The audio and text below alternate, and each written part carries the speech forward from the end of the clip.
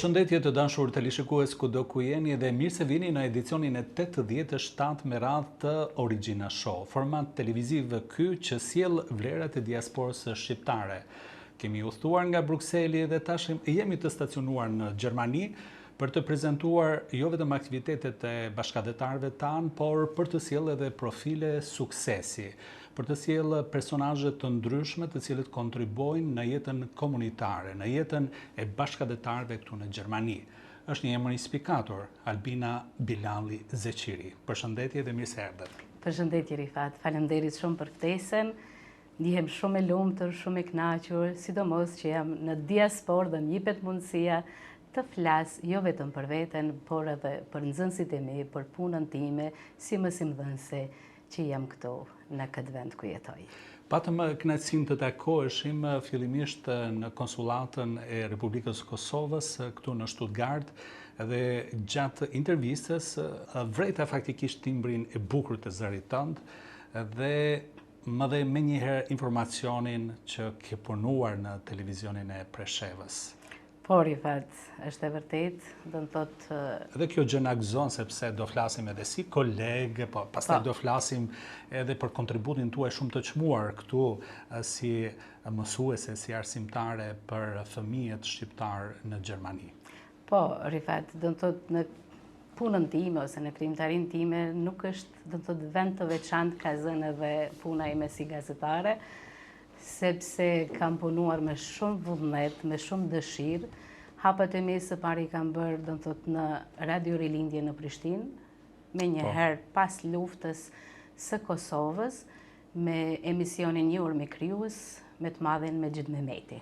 O, sa bukur. Do të thënë, hapat e parë ke filluar në radio dhe pastaj ke kaluar në televizionin e Prishtinës. Po, dhe pastaj një herë pas Rilindjes u hap edhe një radio studenti, për të cilët informoheshin çdo student për kohën e provimeve, informacione për të rinj, edhe aty kam punuar një kohë të gjatë, dhe pastaj vendosa të kthehem dhe të kontribuoj në vendlindjen time në Preshevë. Aty pra fillova, nëse nuk gaboj 2001-2002 ashtu e tillë është, fillova një në radio derisa u hap televizioni dhe pastaj normal në televizion dhe vazhdova aty për një kohë të gjatë. Kam patur rastin të jem prezent në studion e televizionit Preshevës diku 15 vite më parë, ndoshta edhe më tepër, në një koncert që organizuam në kuadër të spektaklit Ti vendos, komplet me ekipin nga Shkupi, u dham një shfaqje në Preshevë dhe kolegët e televizionit të Preshevës më mirëpritën, më supërtuan teknikisht dhe nëpërmjet gjithë informacionin që dhanë për teleshikuesit dhe bashkëdhetarët atje. Prandaj shfrytëzoj rastin t'i përshëndes për kontributin që ka dhënë Presheva, sepse kam projektuar emocione më të vërtetë të jashtëzakonshme. Një publik i papar shumë në numër, u mbushën rrugët e Preshevës, shkolla dhe kompleta atje. Do na tregosh për këtë preshevaren e cila studioi në Prishtinë, e cila mori me vete jo vetëm profilin e një, do thoja, të diplomuarës në gjuhë dhe letërsi, por edhe një përvojë me vete në fushën e medias. Si u prite në mjedisin preshevar? Po, Rifat, unë kam mbaruar, si që thatë edhe ju vetë, gjuhë dhe letërsi shqipe në Prishtinë, dhe pastaj kam bërë edhe masterin gjithashtu në Prishtinë, në drejtimin gjuhë shqipe. Mirë po, unë thashë edhe më parë, edhe pse nga familja ime gjithmonë kanë dashur që unë të filloj ose të vazhdoj atë, sepse unë familjen time kam shumë gjuhëtar. Okej.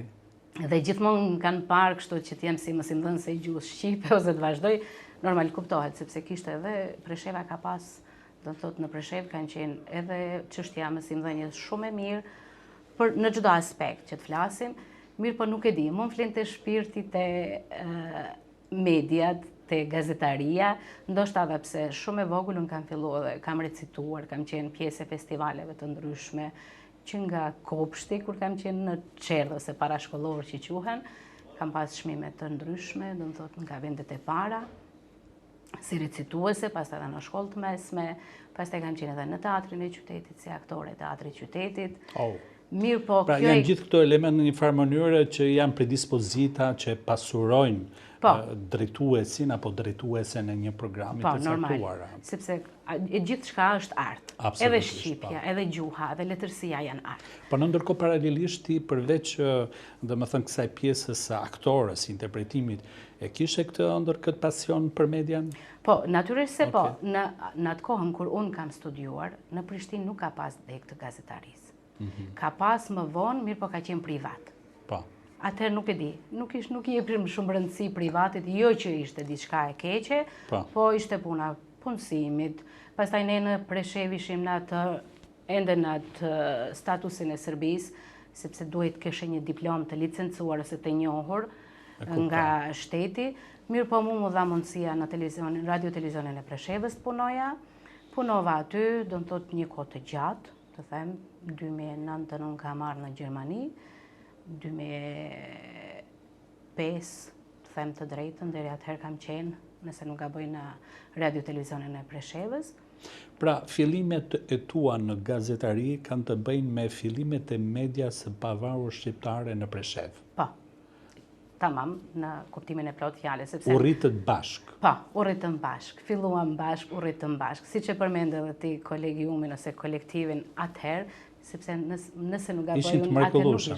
Janë shumë të mirë, kanë qenë, ne kemi qenë shok, koleg, nuk di, s'kam fjalë ti përshkuaj, familjar, mirë, Presheva është e vogël dhe ne jemi të gjithë familjar, mirë, po ne kemi qenë aq për njëri tjetrin, sa nuk di, s'kam fjalë. Sot, për fat të kesh, nuk ma merr mendja që e ka dikush një atë lidhje, atë punë bashkëpunëtor, aq të mirë, sepse e di edhe vetë, si që është gazetaria. Do të thotë, pa një ekip të përsosur, nuk dalin ato. Natyrisht, edhe në momentin kur ke vepruar, në atë kohë ka qenë ekrani, ka patur ekskluzivitetin ekrani i madh, nuk ka patur ekranet të vogla, telefona celular, aplikacione, Facebook.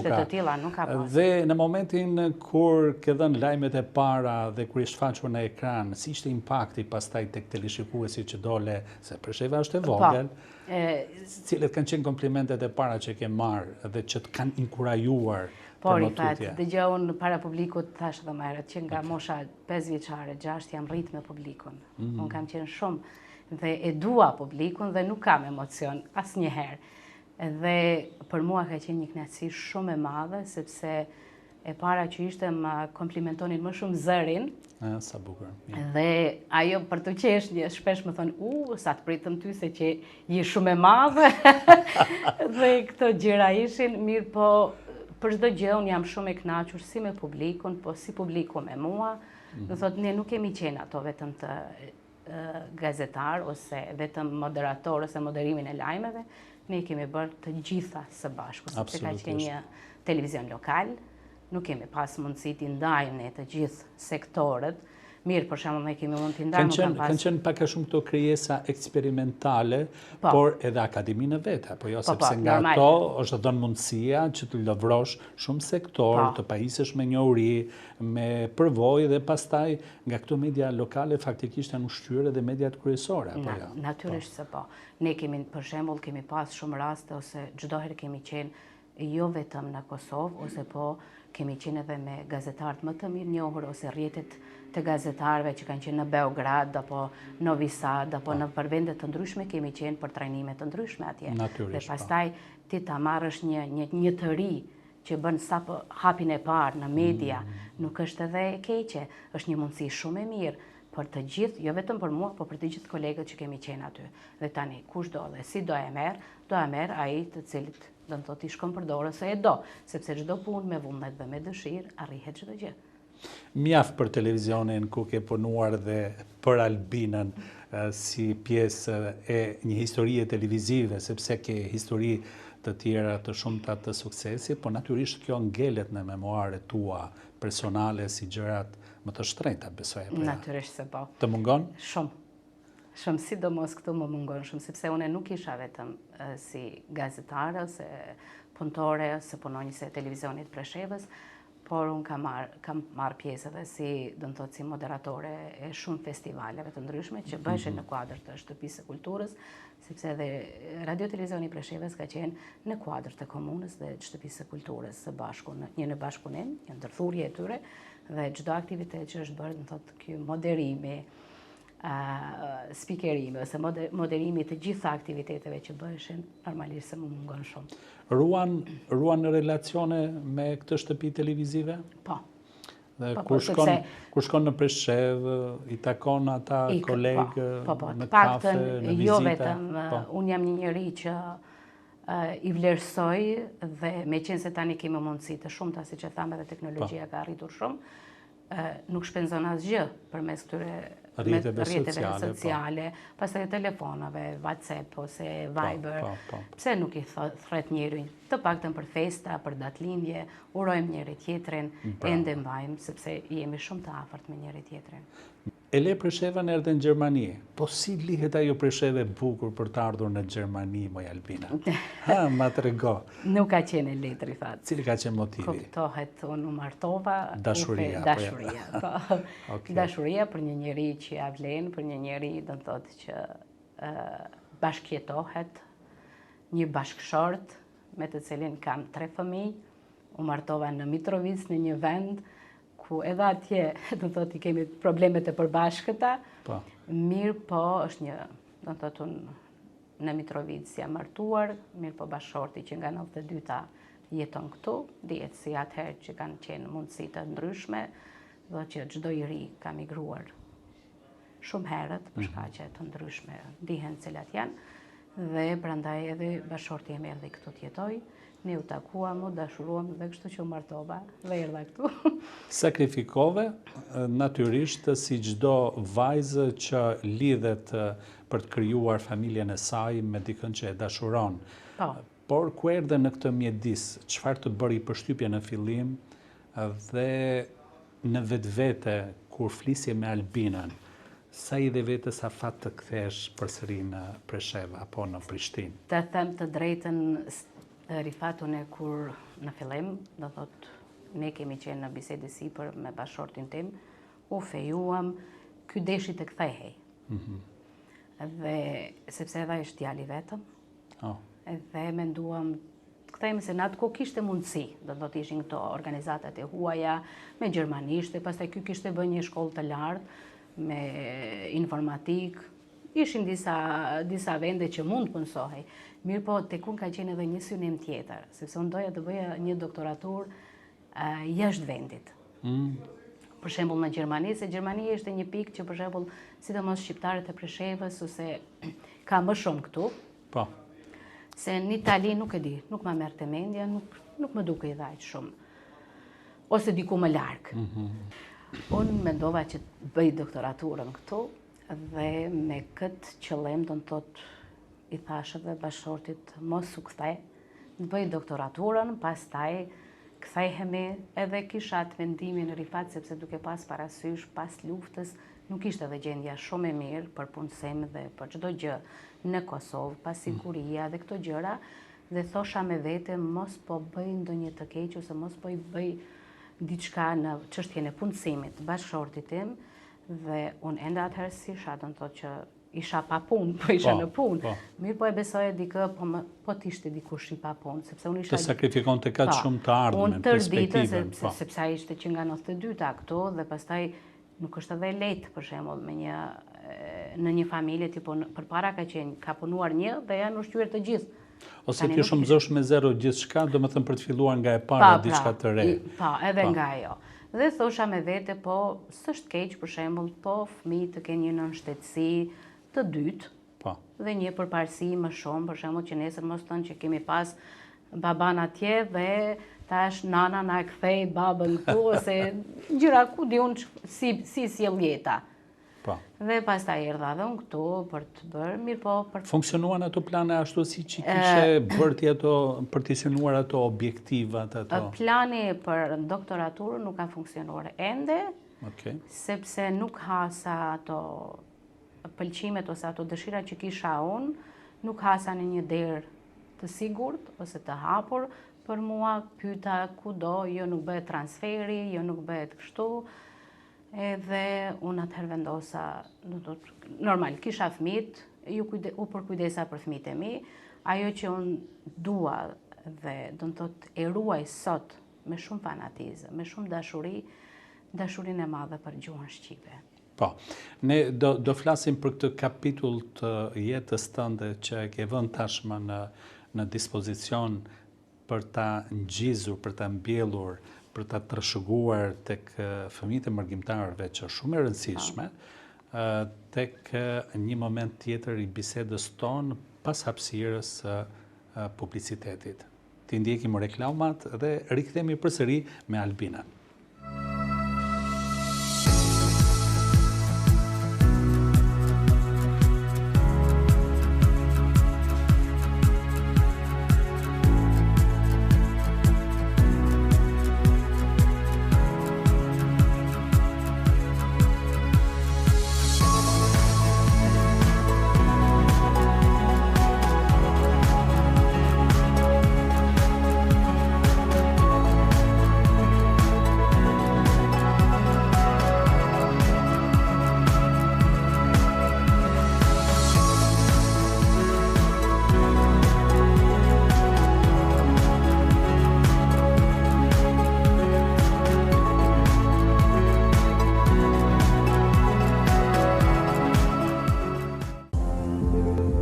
Përjetoni rahatin e vërtet me kondicionerët inverterët të serisë Gentle Cool, tani me zbritje të jashtëzakonshme.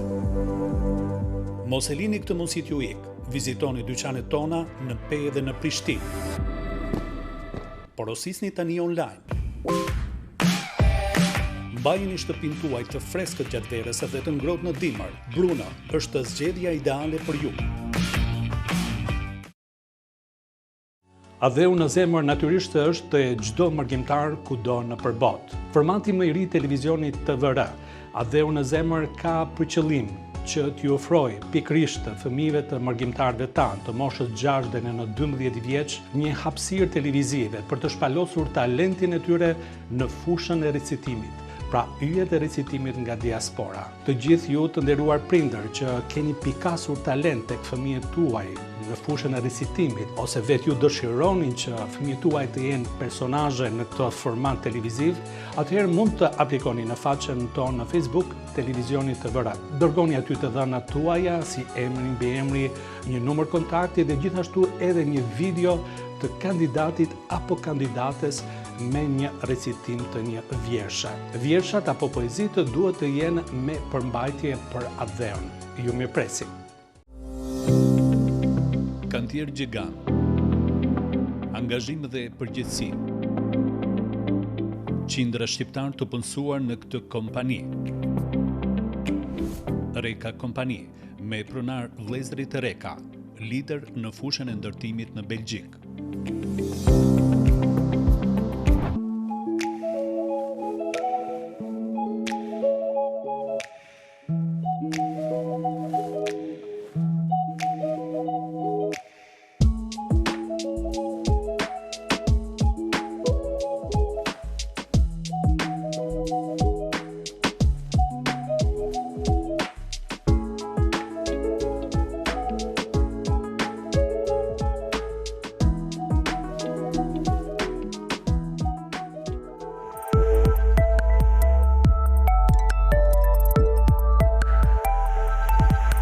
Rikthehemi në studio të dashur teleshikues përsëri me Albina Bilalin Zeqiri.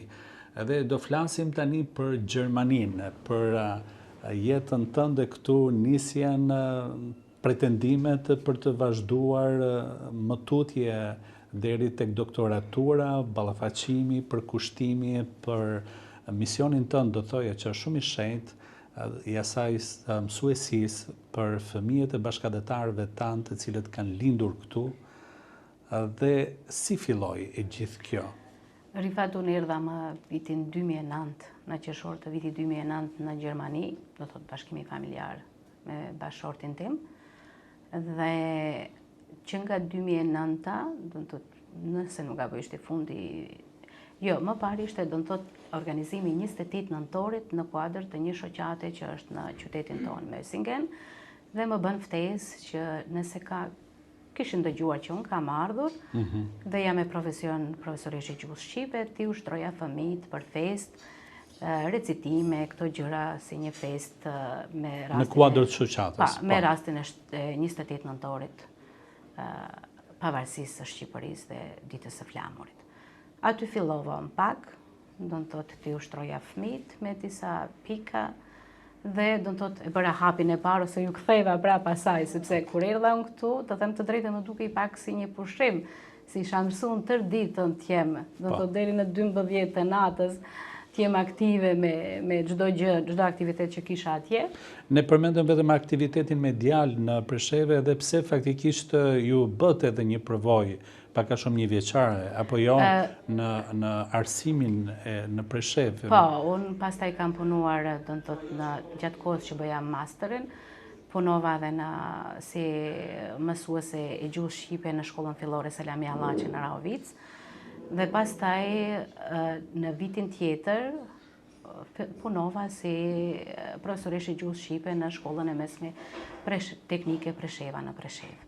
Gjithsesi, faktikisht një proces i strukturuar mirë dhe ardhje këtu pastaj në një hapësirë, një terren nga zeroja, mund na bësh këto ndjesit, përjetimet e para, të thash edhe përgjithësi. Në fillim më dukej pak si pushimeve ose si ne gazetare që shkonim, edhe pse ose ne si student jemi mësuar të ecim kështu, brellim poshtë e lartë, dhe më duke, po pastaj, ndoshta edhe që fillova, që me njëherë, fillimi ishte ajo, nuk mu duk shumë pushim, ose diçka një largim nga ajo, sepse unë kur merrem me aktivitete me fëmijët të ndjen shumë mirë, kënaqe.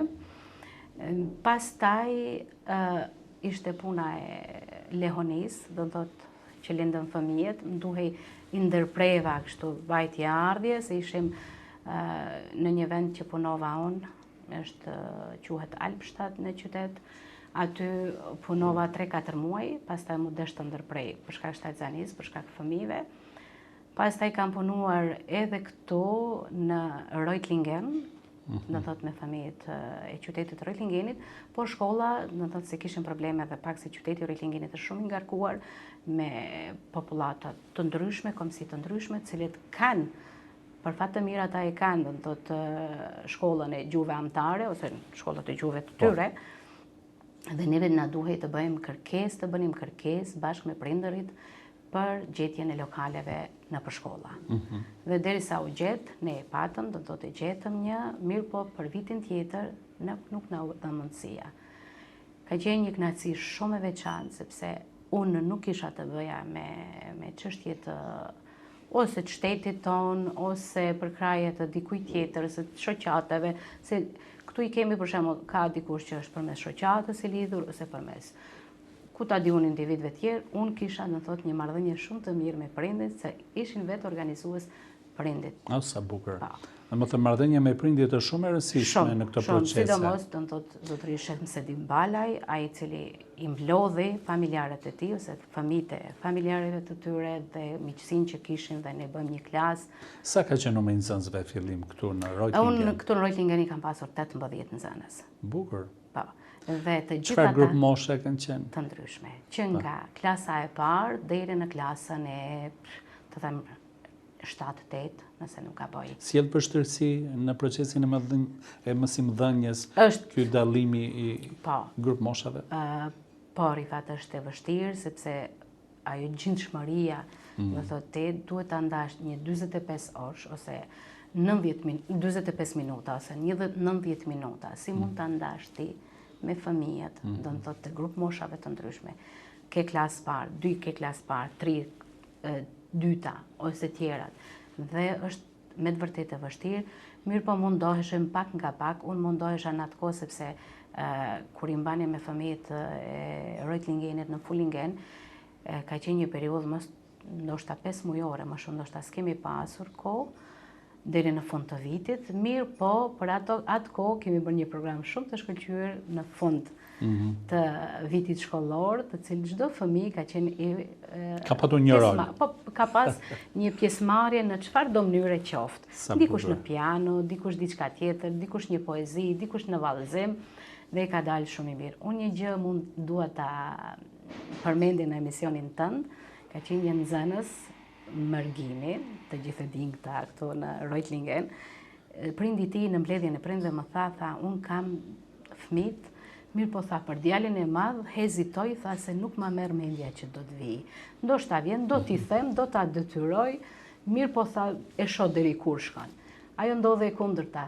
Ai erdhi çdo herë, ai erdhi me shumë entuziazëm, me shumë dëshirë, biles që në fund, para të gjithëve me një modesti, me një fjalë, kështu i thash që ky mund të jetë nxënësi i vitit, nxënësi më i mirë në klasën time. Oh, sa bukur. Dhe do të thotë pra ka kaluar edhe pritshmëritë e prindërve nga njerë kjo marrëdhënia, ambienti, atmosfera që krijohet, ku jemi te atmosfera që më bën përshtypje, pak a shumë që është e ngjashme tek të gjitha shkollat shqipe, është se përtej mësimit të gjuhës apo të gjuhës shqipe në fakt, apo edhe historisë dhe disa lëndeve të tjera, këtu nxënësit pajisen edhe me shumë elemente të tjera artistik, për shembull tek recitimi, ku nëpërmjet ngjarjeve të shumta fëmijët të dalin në skenë. Dëgjoj, Rifat, unë jam munduar, për shembull, përpos asaj, unë që kam pas vetë ose që kam përjetuar vetë ose që kam dashur gjithmonë të jetë ajo me nxënësit e mi, sepse ne duke pasur parasysh ne jetojmë në diasporë, të ngjallim pakat mallin për atë dhëun, edhe do të thotë çdo herë jam munduar që tek nxënësit din nga vin, do të thotë edhe pse mos të jenë, se shpesh ndodh edhe te prindërit na thonë fëmia im nuk di të lexoj shqip. Gjermanishtja dhe shqipja ka një alfabet latin, nuk është diçka e veçantë që mund do të thotë të jetë rrezik për ta humbur leximin. Jo. Dhe pastaj duke bërë këtë aktivitet ne si mësimdhënës, do të thotë i stimulojmë, i japim vullnet nxënësit. Po sidomos kur të jetë puna tek këto festa që kemi, unë për vete i jap hapësirë jo vetëm 28 nëntorit edhe 17 shkurtit, po 21 shkurtit, që është dita ndërkombëtare e gjuhës anëtare, ta dinë nxënësit pse është ose pse ndjekin mësimin e gjuhën shqipe ose në gjuhën anëtare. Dhe pastaj kemi tjerat, për shembull, tjetë edhe 7 marsi, dita e mësuesit, që për mua do të thotë këto 7 marsit që vinë tani, kur unë jam me nxënësit e mi, janë ditët më të bukura të jetës sime. Të kanë shërbyer pjesëmarrjet tuaja që në veçli në për prezentimin e mbrëmjeve, koncerteve, si nxënës jam inspikator, me zërin e bukur, me sigurinë skenike, të kanë shërbyer pastaj në këtë procesin e mësimdhënies, në pajisjen, do thoja, për aktivitetet artistike, po me këto kuota të tua të mëparshme. Po, patjetër, sepse është puna që tani në këtë kohë që jetojmë ne, nuk është ajo ai vullneti, ai dëshira për të recituar ndoshta ose për të paraqitur. Ne kemi filluar projektin Adheu në zemër për recitimin për talent diaspor. Po, atë patjetër. Unë e kam paraqitur në Facebook dhe besoj që do t'ju përgjigjem. E kemi edhe kandidatët nga shkolla juaj, prandaj ju falenderoj kështu publikisht. Jo, falenderimi ju takon edhe juve, sepse ju jep një hapësirë dhe unë besoj që ndoshta këtë hapin e parë që ta shohin nxënësit do të jetë edhe ajo si stimulim ose si një vullnet, si një shtytje për nxënësit tanë, do të thotë që të marrin pjesë në shkollë, flasin shqip dhe dinë të recitojnë, pse jo? Sepse fëmijët nuk janë ata që përpara kanë qenë shumë të turpshëm. Shpesh më thonë mësuese, kam turp, thash jo, nuk është turp. I përmendja ato, siç na thoshte gjyshja, turp është ta shash dikën, ta fyesh ose ta lëndosh dikë, jo të recitosh. Pikërisht, ky format televiziv faktikisht ka si synim që talentët fëmijët nga emërgjimtarëve tanë, nëse talentin e tyre kanë shprehur edhe nëpërmjet aktiviteteve artistike që janë për çdo lëvdat që bëjnë shkollat shqipe në Gjermani dhe kudo në diasporë, por nëpërmjet këtij formati këta kalojnë perimetrin e zonës së tyre, të qytetit apo edhe të familjarëve. Këtu nëpërmjet këtij formati do të shikohen nga qindra, mos të them edhe miliona shikues në të gjithë botën, deri në Australi, deri në Amerikë e Kanada, nëpërmjet formatit Original Show, ku në çdo edicion ne do të prezantojmë nga një kandidat me një poezi, ku si kriter në fakt është edhe poezi dedikuar për Adheun, dhe më pas do të jenë edhe forma selektive, stimulime të ndryshme që do t'ju japin me prezencën edhe të profileve të artit skenik, të aktorëve shqiptarë që jetojnë në diasporë e kështu me radhë. Jo, kjo është, unë thash edhe atëherë, dhe kur u pam ne që u takuam, kjo është me të vërtet, është një hap shumë i mirë, edhe një besoj që do të përgjigjen edhe nxënësit e mi, sepse nxënësit e mi, unë jam munduar, nuk i kam ato kritere që i kam pasur në Preshev, ose si mësuese, se normal kuptohet, ne duhet këta fëmijë t'i japim vullnet, t'i stimulojmë, ta duan atë dheun, ta duan gjuhën, ta ruajnë. Ky është kriteri kryesor në fakt. Mos ta asimilohemi. Gjitha këto kontribojnë në këtë drejtim. Dhe për këtë arsye unë çdo herë nxënësve ju them, mësueses të futemi një rivalzim tjetër, ose të bëjmë bashkë, sot s'di nesër mësohesh. Po i shikuam ne se këto, do të thotë, gjitha aktivitetet që i kemi pas që nga fillimi, shihet shumë një përmirësim i madh. Ose nxënësit thonë, atëherë ne kemi pasur frikë të flasim, tash komunikojmë shumë mirë. Dhe shumë gjëra janë të cilat për shembull fëmijët kanë hezituar shumë fillim dhe tash për tash, do të thotë janë, sepse ne përmendëm Reutlingenin, do të thotë tani ne u zhvendosëm në Bavari, në një republikë tjetër, dhe për 4 vite që jetuam atje, unë bëra atje një klasë, po nuk pata fatin që të filloj me nxënësit punën, sepse u zhvendosëm prapë këtu. Po. Këto lëvizje të kanë penalizuar sa do pak në këtë dinamikën dhe për të krijuar një standard? Mirë, ishte puna dhe fëmijëve, do të thotë që kam 3 fëmijë, unë ja kam kushtuar fëmijëve tash edhe në bisedë sipër, sepse nuk kam dashur që fëmijët e mi të asimilohen, nuk kam dashur që fëmijët e mi të rrinë, do të thotë, në për shkolla ose në për këto qendrat kujdestarie, në përmësime tërditore. Unë kam qëndruar thuajse 13 vite pa punë, do të thotë të quajmë punë tamam me pagë ose me kur flasim ose me orare dhe të plot, po me angazhime. Flasim për çështjen e, unë flas në atë aspektin çështjen e pensionimit në të ardhmen. Unë këtu kam punuar në atë mënyrën që thash se mësuese mësimit plotësues në gjuhën shqipe që ka qenë përpara.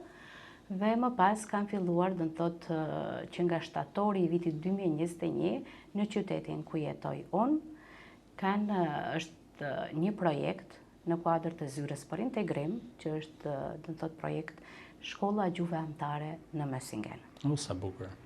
Dhe që atëherë, do të thotë, unë e kam atë klasën, e kam si shkollë, aty kemi, do të thotë, jo vetëm në gjuhën shqipe, po ja ka mësim në gjuhën arabe, do të thotë, që vinë nga Rusia, dhe perse. Është para dhe rumune dhe disa gjuhë tjera, po nuk ka pasur nxënës. Sa nxënës aktualisht janë në shkollën e Mösingenit? Mösingenit, po. Rifat ne kemi filluar, të them të drejtën, me 24 nxënës. Tani janë 41. Do të thotë nga dita në ditë shtohen, çdo herë vinë nxënës që... Mosha më e vogël dhe më e madhe? Që nga 6 kam deri në 16. Deri në 16. Si ngelet pastaj relacioni me familjet në të cilët, për shembull, këto fëmijë kalojnë këtë ciklin, do të thoja, të marrjes së mësimit, sa kohë qëndrojnë, vetëm 1 vit apo jo? Familjet, do të thotë, ndjekin mësimin derisa të kanë dëshirë vetë. Domethënë nuk është ndonjë kriter. Jo, nuk është e limituar. Jo. Po në përgjithësi sa rrinë kështu? Po, unë tani kam pasur, do të thotë, vitin e kaluar. Është me semestra, po si është organizimi? Jo, tër vitin, do të thotë tër vitin. Mirë, po, do të thotë nxënësit janë ata të cilët vendosin vetë kur, do të thotë, e flas për ciklin e lartë, jo këta të vegjëlit. Normal, ne nuk i themi fëmijëve që patjetër dhe duhesh të vish me gjithë dëshirë. Mirë, po, ka nxënës që për shembull, unë kam pasur nxënëse që kam pasur provimet e maturës e këto që i kam bërë, po më kanë thënë mësuese ne kemi dëshirë të vim. Dhe pastaj unë i kam thënë ju do të vini, por do të vini, do të thotë, kur të doni, duke përgatitur ne temat. Sepse edhe nxënësit e mi kanë përgatitur nga një temë, do të thotë si nxënëset maturës, kanë përgatitur për shembull prej nga vinë, sidomos vitin e kaluar i kam pasur 2 nga rreti Gjakovës dhe Gjakova qyteti ose vendi i origjinës time. Sa bukur. Me të vërtet, nxënësit janë ata që duan, mirë, po e gjitha që duhet bërë është ajo nga prindrit. Si është marrëdhënia juaj me prindrit? Keni ndoshta metoda sensibilizuese për ta, apo ata janë vetë të ndërgjegjshëm që marrin hapa, që të sjellin fëmijët e tyre? Si krijohet faktikisht një raport që për bashkëdhetarët që jetojnë në këtë rrethin të dinë që ekziston një mjedis i sigurt me një profesoresh të mirë? Unë për ata që kam dhe që kam pasur, do të thotë, po flas edhe për këta Reutlingen, atëherë ka qenë domethënë mësim plotësues në gjuhën shqipe. Mirë, po tani që është, do të thotë që është themelu kjo, ky projekt ose do të thotë që vazhdon të jetë në kuadër të komunës, 4 vite, do të thotë është viti 4 që kemi këtë shkollë dhe vazhdojnë të jenë nxënësit. Unë me këta që jam kam një raport të shkëlqyer me prindrit. Pa prindrit nuk mund t'ia dal. Sidomos nënat janë ato më aktive. Sa herë unë që bëj thirrje për një aktivitet, ato më përgjigjen çdo herë, janë të gatshme kur do t'i sjellin fëmijët për të përgatitur aktivitete të ndryshme, ose edhe për shkollë. Tek ne është pak më e lehtë, të them, të jemi sinqert, Rifat, sepse kur thash që është në kuadër të komunës, unë për vete kam një vendim ta quaj. Jo, do të thotë, po unë nuk e vraj mendjen për shembull sepse e dua profesionin tim. Kam dëshirë, e bëj me shumë dashuri, sepse unë fëmijët, ata nxënësit e mi, janë edhe fëmijët e mi. Me që kjo shkollë funksionon në petkun e komunës, në një mandat që ju ka dhënë faktikisht për të ushtruar ose për t'ju përkrahur, sa monitoroni, sa janë të kënaqur pala e komunës faktikisht me të arriturat tuaja? Keni her pas here takime, vinë për t'ju vizituar proceset? Po, ne çdo të premte, Rifat, kemi mësimin në gjuhën shqipe prej orës 14 deri në orën 17. Thuaj se çdo të premte vinë na vizitojnë, na shikojnë se si është numri, sepse unë i kam 2 klasë, se të mbash mësim me këtë heterogenitetin dhe me këtë diferencimin e brendshëm me grup moshash të ndryshme, s'është e lehtë, do të thotë me një grup. Një kohë gjatë i kam pasur një grup, mirë po ka qenë shumë e vështirë, më duhej të punoja me, do të thotë me fleta, të kopjoja, një gjë të tillë që se dua as pak, sepse librat i kemi, po nuk kisha mundësi të shfrytëzoja, sepse me gjithat numër të madh të nxënësve, kujt me këtë punosh më parë. Edhe është kjo që për shembull tani është shumë e mirë puna, mirë po edhe komuna është e kënaqur me neve, sepse ndëgjoj të punosh me këtë punë, se edhe kjo punë thuajse është një punë vullnetare, sepse ne nuk paguemi me pagë mujore, por me honorare. Në momentin që nuk ke mësim, nuk paguash. Mirë po kjo, unë thash edhe më herët, kjo nuk ja vlen për shkak që ne e kemi një synim.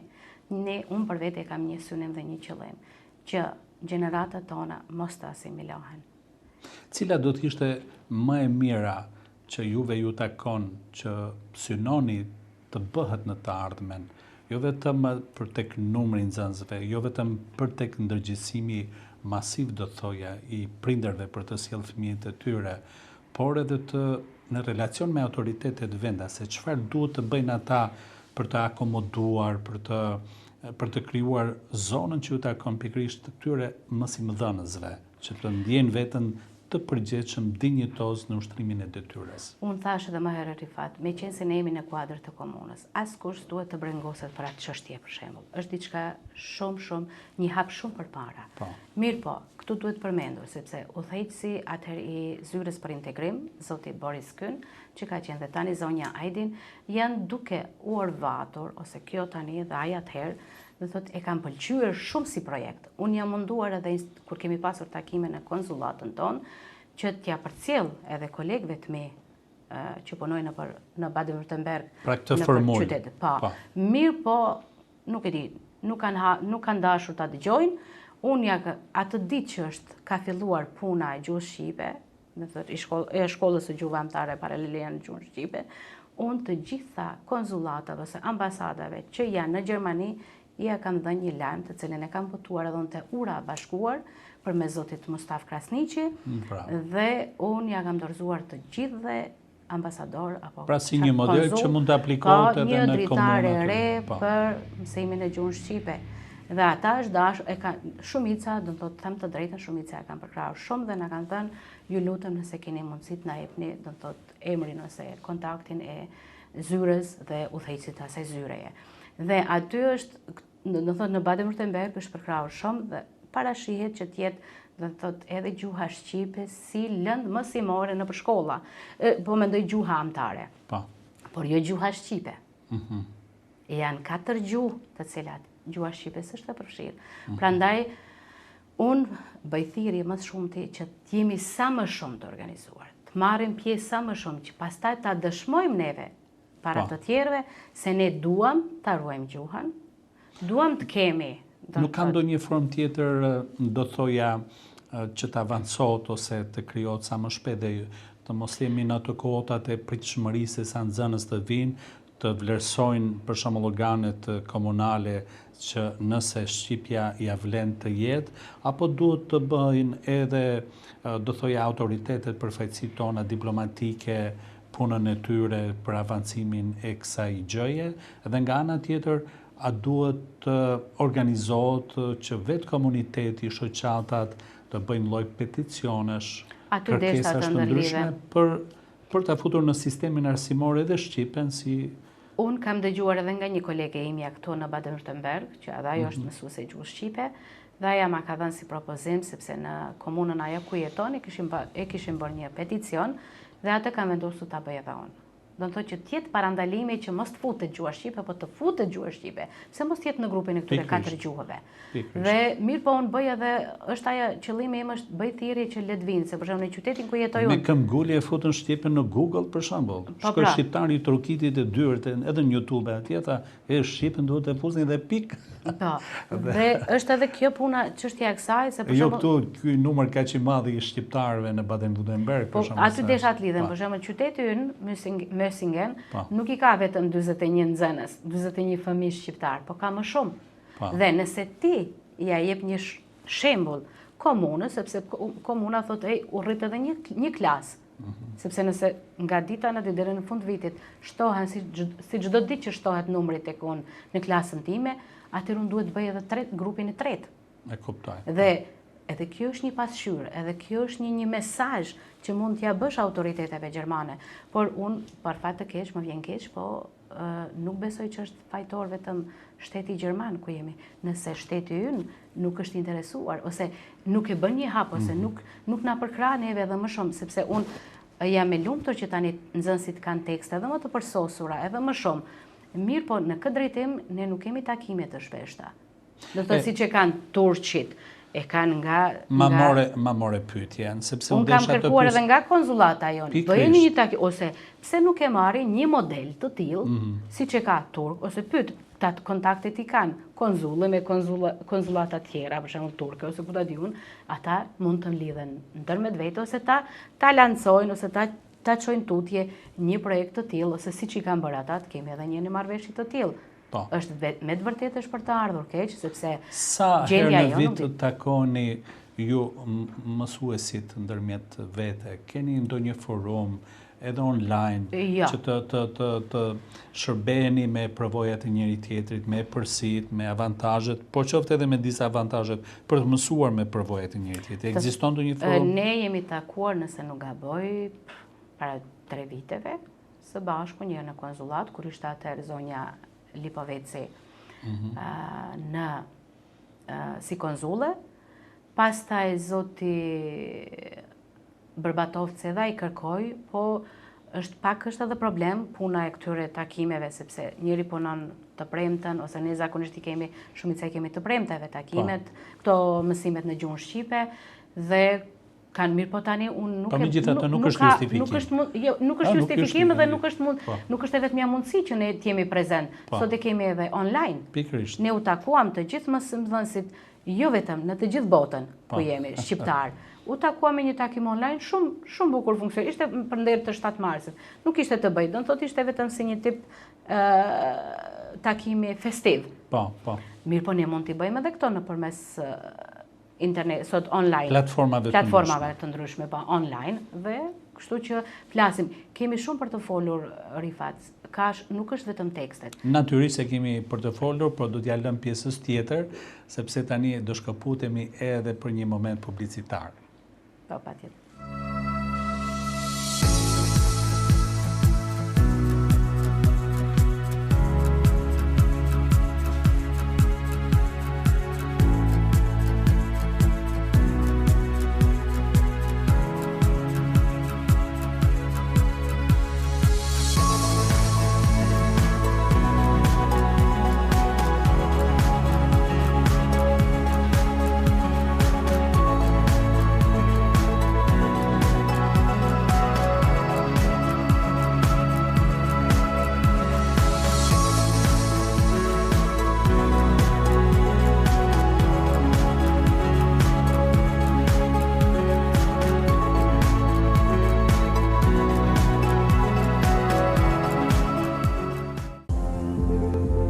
Përjetoni rahatin e vërtet me kondicionerët inverterët të serisë Gentle Cool, tani me zbritje të jashtëzakonshme.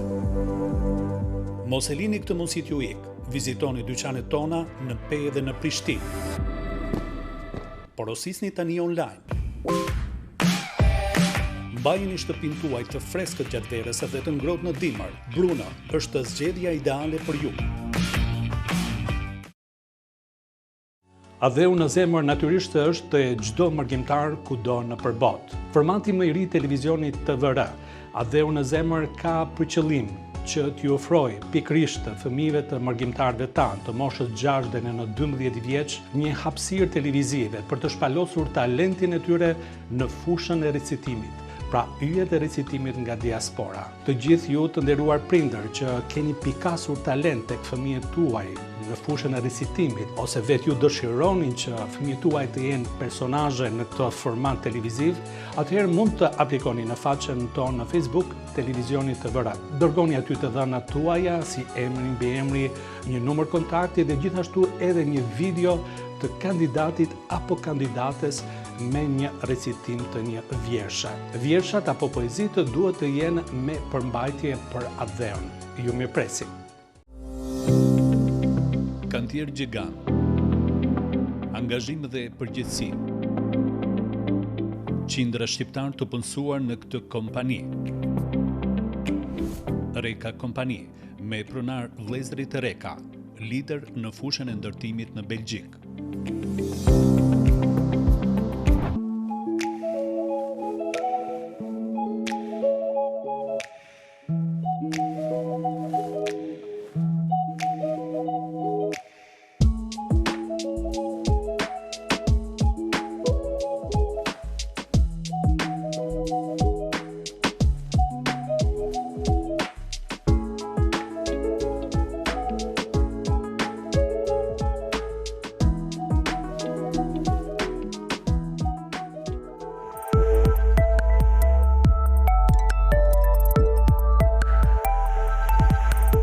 Dhe pas hapësirës publicitare, rikthehemi përsëri së bashku me Albinën në bisedën e tretë, ku do trajtojmë edhe çështjen e arsimit të shqiptar këtu, të mësimit plotësues në të gjuhës shqipe apo jo, dhe specifikat që kanë, modelet e ndryshme që aplikojnë mësuesit shqiptar këtu për të përquar gjuhën shqipe dhe vlerat tona, të thoja tradicionale, tek fëmijët margjimtar këtu në Gjermani.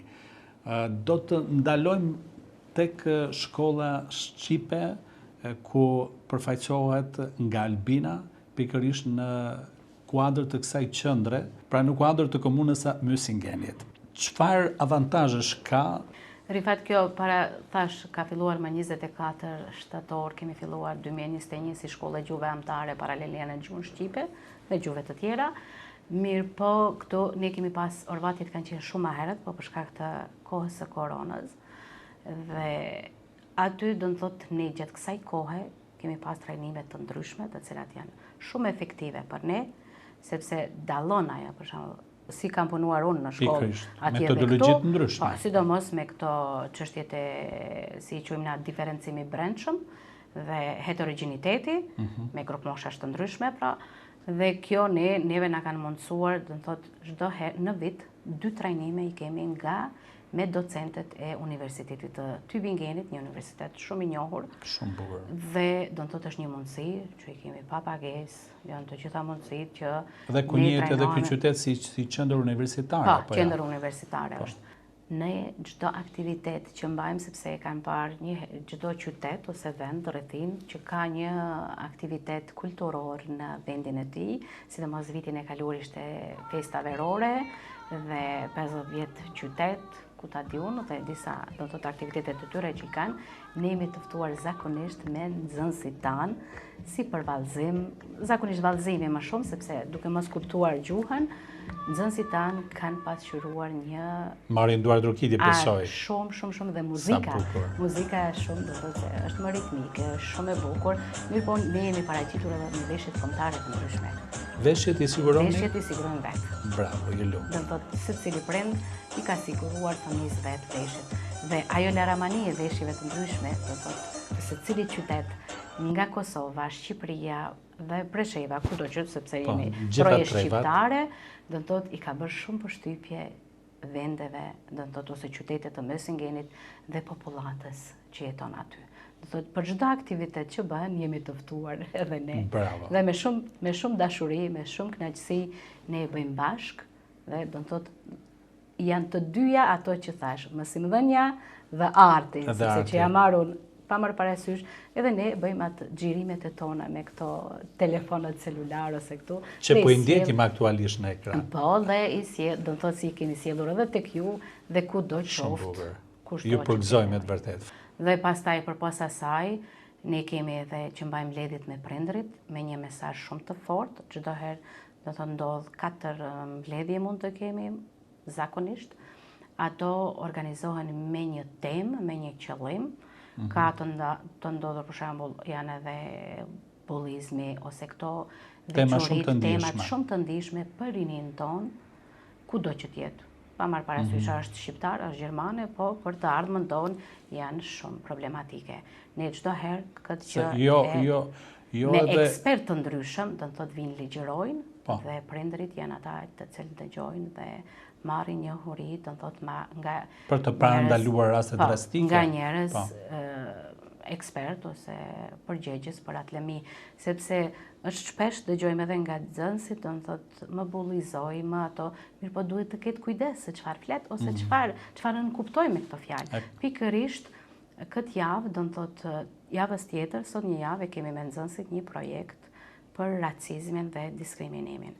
Do të thotë është kjo java, sepse në qytetin e Tübingenit, në kuadër të këtij qyteti jemi edhe ne Mösingeni, ne bëjmë edhe këto projektet. Zakonisht, dua ta përmendë edhe një gjë të tillë, që është për shembull unë në vitin 2012, kur isha mësimdhënëse këtu në Reutlingen, atëherë u ndan nga Ministria e Diasporës librat, do të thotë shumë lektyra shkollore për nxënësit, diçka që ka qenë shumë e mirë për mua.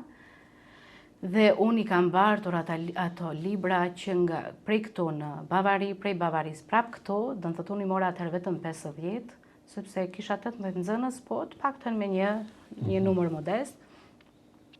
Mirë po ato i kam ruajtur me shumë dashuri, me që në vitin e parë që fillum 2021, në fund të vitit shkollor, unë ndoqja atë rrugën ose e përsërita, e riktheva në kujtes kohën kur isha unë nxënëse, që na jepnin neve atëherë si nxënës të shkëlqyeshëm ose shembullor nga një lektyrë shkollore. Pra një stimul. Pa fëmijëve, mirë po nuk i ndava i shkëlqyeshëm, sepse këta nxënës që vinë këtu në shkollat në gjuhën anëtare për mua janë të gjithë të shkëlqyeshëm. Sepse gjejnë një kohë, do të thotë pas orarit të mësimit vinë të premteve, kur vjen fundjava me zi që presin me padurim të shkojnë në planifikimet e tyre që bëjnë për fundjavë, ata vinë në shkollë dhe mësojnë me shumë vullnet. Dhe unë i dhash atë kënaqësi nuk e s'di si ta përshkruaj për ta gjitha ta nxënësit. Albina, ne po të flasim vazhdimisht me këtë dinamik, do thoja, për shkollën, për kushtimin që ke, do të na duhet një javë të tërë, por do të ndalojmë edhe një dimension tjetër që jep kontribut në kuadër të komunës si përkthyese her pas here, ku shfaq edhe anën tënde të origjinës, humanizmin në këtë angazhim, sepse bën vullnetare, apo jo, dhe duke nisur edhe nga ky kontribut disa vjeçar që jepni, ju faktikisht merrni edhe një çmim prestigjioz, domethënë si qytetare nderi. Kjo nuk ju bën nder vetëm juve, por na bën nder gjithë shqiptarëve kudo ku janë, që një shqiptare e jona shpallet qytetare nderi këtu në Gjermani. Prandaj ju përgëzoj. Faleminderit Rifat. Por Rifat, unë do të thotë si qytetare nderi, do të thotë kjo do të bëhet publika, ceremonia më 11 prill. Tani ka filluar të shpërndahet, do të thotë në rrjetet sociale nga komuna jonë. Unë kam filluar, edhe kur kam ardhur këtu, kam dashur të ndihmoj njerëzve. Në çfarëdo aspekti, në përkthime, ose një dokument, ose nxënësve një ndihmesë për shembull për një temë, një ese, një diçka. Kam filluar hap pas hapi. Mirë, po sidomos koha kur filluan të vinë shumë njerëz, ose shumë shqiptar nga të gjitha vendet, Shqipëria, Presheva, Maqedonia, Kosova, me këto probleme, sipas secili me problemet e veta ose me arsyet e veta që ka dalë këtu me këto vizat punës. Unë kam filluar t'ju ndihmoj, kam dashur, kjo koha e koronës ka qenë më e vështira, të them të drejtën, sepse ishte puna me maska, me vështirësi, me karantinime, e dini që Gjermania ka pas rregulla strikte. Mirë, po unë nuk jam dalur, po qoftë edhe me telefon, unë përkthej në mënyrë simultante, do të thotë për familjarët, nxënësit, pastaj ndihmoj nxënësve ata që s'dinë, do të thotë gjuhën gjermane, ju ndihmoj nga pak për të lexuar, ose në çfarëdo mënyre, do të thotë i kam ndihmuar në këtë aspekt. Është edhe çështja për shembull, sidomos se këtu ky sektor është i ndarë, do të thotë quhet përkthyes vullnetar ose pa pagesë në kuadër të komunës. Do të thotë është shëndetësia, arsimi. Përpas asaj, unë kam ndjekur edhe më është dhënë mundësia, me që unë jam përgjigjur asaj ftese dhe kam marrë atë vendim, ose me shumë dëshirë, kam ndjekur edhe në kuadër të këtyre gjërave si trajnime të ndryshme, por mund të përmendi, sepse ka pas raste ne përkthyesit përkthejmë, po përkthejmë vetëm në vetën e parë, si simultant, dhe nuk kemi të drejtë të këshillojmë, t'japim mendime ose t'japim diçka tjetër. Duke e bërë këtë punë, ke arritur të kuptosh se pikërisht kjo kategori e kuadrove shqiptare që janë në diasporë dhe bëjnë punën e përkthyesit, në fakt si pa ditur ata japin një kontribut të jashtëzakonshëm në avancimin apo integrimin e shqiptarëve në vendet përkatëse. Është një rol shumë i rëndësishëm, do thoja. Normal që është një rol shumë i rëndësishëm. Sepse ka të bëjë me punësimin, ka të bëjë me regjistrimin e një kompanie, ka të bëjë tek shëndetësia që është shumë e ndjeshme dhe në shumë sferat e jetës, apo jo? Ajo më e rëndësishmja është, normal, të gjitha kanë rëndësinë e vetë. Rëndësia ka shkolla, arsimi, shëndetësia, sepse unë kam pasur shumë raste të njerëzit që kanë qenë me një gjendje shumë të rrezikshme shëndeti, dhe kur e ndihmon një njeri, edhe kur i përkthen, sepse Rifat të përkthesh nuk është edhe aq lehtë, sidomos kur jeni në pyetje. Ne çdo trajnim që kemi ndjekur, na kanë thënë kur jeni në aspektin ose kur shkoni në shëndetësi, te mjeku, sidomos te anestezisti, ju lutem thoni që jeni pa pagesë dhe pa asnjë emër, pa asnjë identitet, sepse është shumë e vështirë dhe është shumë përgjegjësi e madhe. Sepse mund ta ka pasur raste kur dikush ka përkthyer ndoshta për dikë, por e ka lënduar shumë, ndoshta e ka përkthyer komplet gabim. Dhe janë gjëra që kanë përgjegjësi shumë të madhe. Tjetra është që për shembull këto gjëra që bëhen në mënyrë vullnetare, unë për vete kam te arsimi ndjehem shumë mirë, kur jam lidhse në mes prindërve, shkollave dhe nxënësve.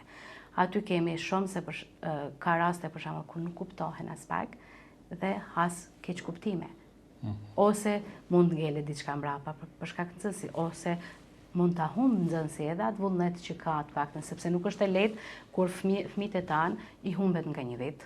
E kuptoj. Për shkak gjuhës, pastaj fillojnë në për të klasët parapërgatitore për klasët tutje, ose nxënësi ndoshta nga mosdia ka bërë një gabim, sa që është marrë ose një problematik, ose një problem shumë i madh mes shkollës edhe prindit. Tek praktikimi i përkthyeses, dhe më thënë në kontributin që jepni aty, keni ndoshta çdo rast është rast specifik në vete, ku ju përvetsoni edhe njohuri të tjera. Është fakt se, për shembull, unë kur fillova në fillim, krejt fare, nuk ishte dha që lehtë, sepse unë jam një njeri që jo që ngurroj, se unë kisha kryer nivelet e gjuhës, për atë nivel sa duhet, për shembull simultant përkthehej, dhe jam e kujdesshme, sepse meqense kam profesion gjuhën shqipe dhe nga këto ana gramatikore, këto problemet, unë i ndjek gjithmonë, dhe mirë po, kur shkoja, pyesja së pare, cila është tema ose ku shkoj.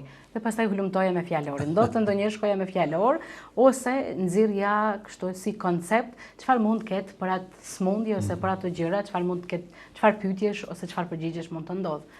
Dhe me të vërtetë mua më ka pasuruar shumë fjalore. Biles, të them të drejtën se unë nga ana të shkruaj ose këto dokumentet nuk e kam pasur të vështirë, po filloja ngurroja, se dhe pauza e gjatë, një pushim shumë i gjatë për shkak të Leonis, fillova të ngurroja të flisja.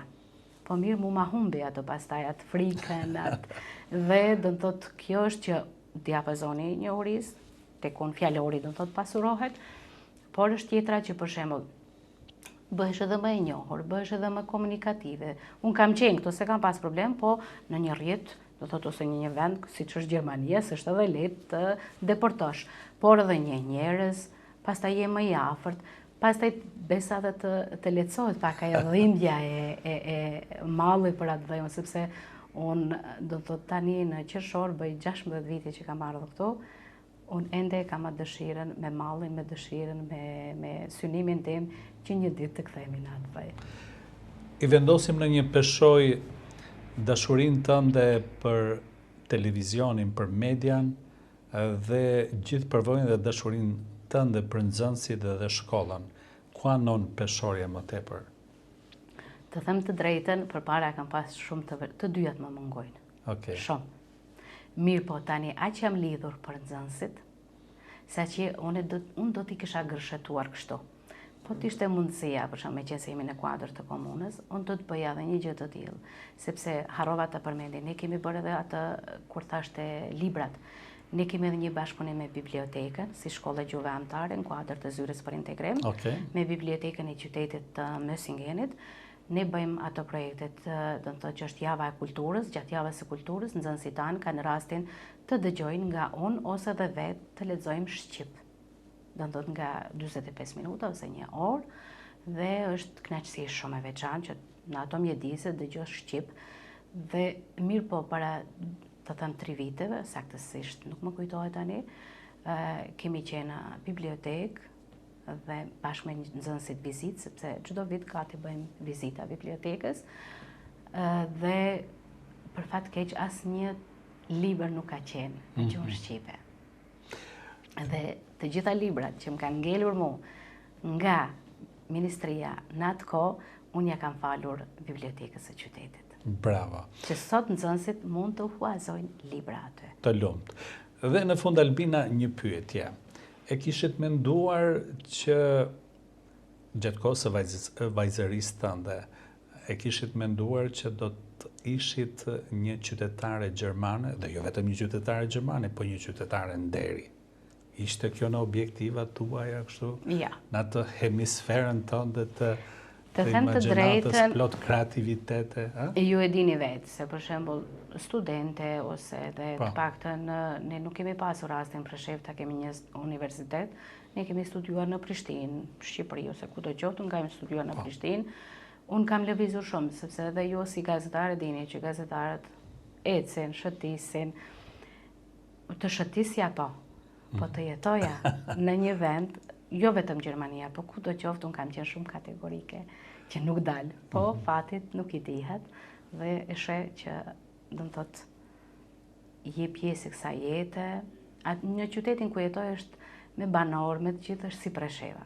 Dhe kështu që ka filluar të më bëhet Nuk do ta them se ndoshta kur ta shikojnë shikuesit ose familjarët thonë, Albina që nga asimiluar, jo asimiluar sepse nuk është ndoshta asimiluar. Por integruar, mirë integruar, një model suksesi. Që ndoshta s'do të kthehet kurrë, ajo me atë synimin që ka qenë, unë e dua vendin tim, unë gjithmonë e dua Preshevën, Kosovën, kudo ku flitet shqip, kudo ku ka shqiptar. Por edhe këtu s'duhet të nashkaluar sepse e sheh dhe vet. Natyrisht, po. Kur ke shumë shqiptar, edhe është një popull mik, është një shtet mik që na ka ndihmuar, vazhdon të na ndihmojë, prandaj ju jemi mirënjohës. Shumë. Unë edhe aty, unë nuk e përmenda këtë, jo që vetëm që punoj mësuese gjuhës shqipe, unë punoj edhe si mësuese shoqëruese. Shumë bukur. Sepse e kam ndërlidhur atë, meqense tani është bërë njohja diplomave të mia, edhe tutje do ta shoh se çfarë do të bëhet ose do të kem mundësi, por ëndrrën e kamotshme të doktoraturës dhe këto gjëra, mirë po. Do ja arrish, patjetër edhe doktoraturën. Kjo gjë do të thotë është që unë punoj si mësuese shoqëruese në atë shkollë dhe kam shumë miqësi edhe me ato mësuese që janë aty. Janë shumë të mira dhe me punën që bëj, do të thotë më pëlqen edhe ajo punë që ka të bëj me shkollën, me arsimin. Dhe sot morëm shumë përjetime të bukura, morëm një pjesë të një historie suksesi të një zonje shqiptare, e cila brenda saj ka një mision, do thoja shumë të shenjtë atdhetar, të përçojë tek fëmijët e mërgjimtarëve tanë gjuhën shqipe.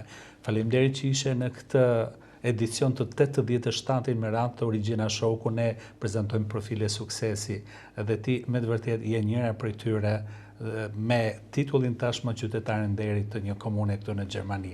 Faleminderit. Faleminderit edhe ty Rifat, është kënaqësi sepse ne njihemi edhe më herët dhe është kënaqësi sidomos këtu në Gjermani të takohemi dhe të bëjmë një emision që ja vlen shumë për gjeneratat e tona dhe shpresoj që ky takim ose dhe takimet tjera me këdo qofshin këtu në Gjermani të jenë një mesazh ose një mision shumë i mirë për të gjithë fëmijët tanë, sepse ata janë ardhmja jonë. Unë këtu e kam frikën, sepse ta ruajmë ne gjuhën, të ruajmë fëmijët tanë dhe ta ruajmë origjinën tonë. Një mesazh shumë i bukur nga Albina. Pra të dashur teleshikues, këtu e përfundojmë këtë edicion të 87-in me radhë, deri në takimin e ardhshëm. Mirupafshim.